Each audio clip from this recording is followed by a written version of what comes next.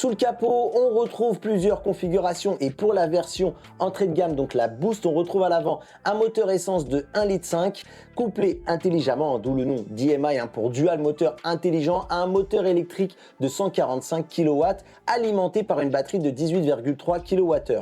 On a donc un moteur essence qui va soutenir le moteur électrique, ce qui permet à l'ensemble de délivrer 217 chevaux.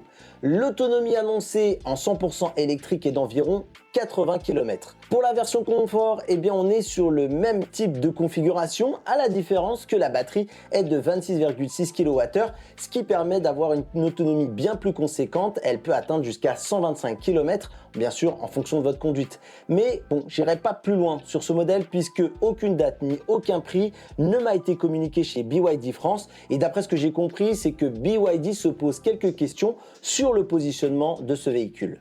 La version que l'on a eue, donc la version haut de gamme, la design, elle, est différente puisqu'elle dispose du moteur thermique 1,5 litre qui passe en turbo et offre 131 chevaux, un moteur électrique à l'avant de 204 chevaux et un second moteur électrique à l'arrière de 163 chevaux, ce qui en fait un véhicule 4 roues motrices et qui peut disposer d'une puissance cumulée de 323 chevaux. Alors BYD nous l'a dit, ce moteur il n'est pas fait pour la vitesse, mais il est plutôt axé sur la performance, notamment pour s'extirper de conditions difficiles comme une route totalement ensablée, dans de la boue ou si votre véhicule est piégé dans la neige. La seule chose à retenir, c'est que cette version embarque la même batterie de 18,3 kWh que la version entrée de gamme Boost, ce qui lui confère une autonomie seulement de 70 km.